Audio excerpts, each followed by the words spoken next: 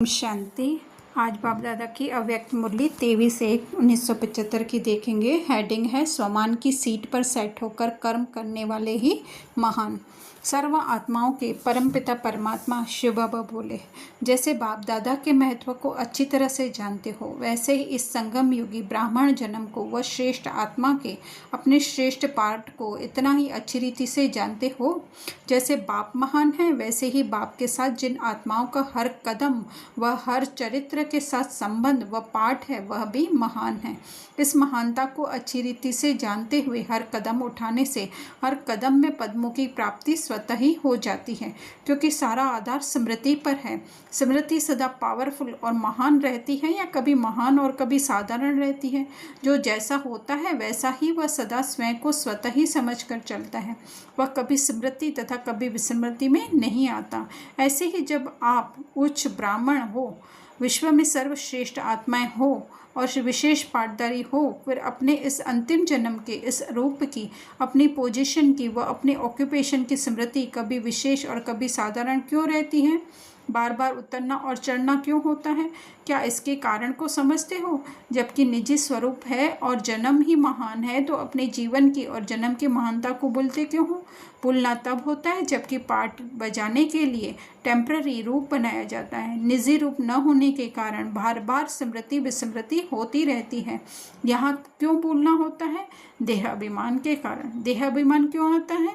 इन सब कारणों को तो बहुत समय से जानते हो ना, जानते हुए भी निवारण नहीं कर पाते हो। इसका कारण शक्ति की कमी है या दृढ़ता नहीं है, यह भी बहुत समय से जानते हो, फिर भी निवारण क्यों नहीं कर पाते? वही बात बार बार अनुभव में आने के कारण परिवर्तन करना तो सहज और सदाकाल के लिए होना चाहिए ना। जैसे लौकिक रीति में मालूम पड़ जाता है कि इस बात के कारण नुकसान होता है, रिजल्ट अच्छा नहीं निकलता है, तो एक बार धोखा खाने के बाद स्वतः ही संभल जाते हैं ना, कि बार बार धोखा खाते हैं। देह अभिमान के कारण अथवा किसी भी कमजोरी के वशीभूत होने से परिणाम क्या होता है? इस बात के अनेक बार अनुभवी हो चुके हो। अनुभवी होने के बाद फिर भी धोखा खाते हो, तो ऐसे को क्या कहा जाएगा? इससे सिद्ध होता है कि अपनी महानता को स्वयं ही सदा जानकर नहीं चलते हो। अपनी महानता को भूलते क्यों हो? कारण क्योंकि विघ्न विनाशक, सर्व परिस्थितियों को मिटाने वाले, स्वस्थिति व पोजीशन के श्रेष्ठ स्थान और स्वमान की सीट जो बाप दादा ने संगम युग पर दी हुई है, उस सीट पर सेट नहीं होते हो। अपनी सीट को छोड़कर बार बार नीचे आ जाते हो। सीट पर रहने से स्वमान भी स्वतः स्मृति में रहता है।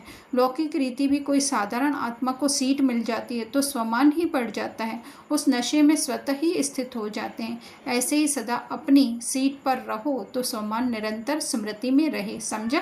सीट के नीचे आना अर्थात स्मृति से विस्मृति में आना। ऊंची सीट पर सेट रहने की चेकिंग करो। सीट पर सेट होने से स्वतः ही वह संस्कार और कर्म परिवर्तन में आ ही जाते हैं। समझा? कमजोरी के बोल ब्राह्मणों की भाषा ही नहीं, शूद्रपन की भाषा क्यों यूज प्रयोग में करते हो? अपने देश और अपनी भाषा का नशा रहता है ना। अपनी भाषा को भूल दूसरी की भाषा क्यों बोलते हो? तो अब यह परिवर्तन करो। पहले चेक करो, फिर बोलो। सीट पर सेट होकर के फिर संकल्प व कर्म करो। इस सीट पर रहने से स्वतः ही महानता का वरदान प्राप्त हो जाता है। तो वरदानी सीट को छोड़ करके मेहनत क्यों करते हो? मेहनत करते करते फिर थक भी जाते हो और दिल शिकस्त हो जाते हो। इसलिए अब सहज साधन अपनाओ। अच्छा, धन्यवाद बाबा। ओम शांति।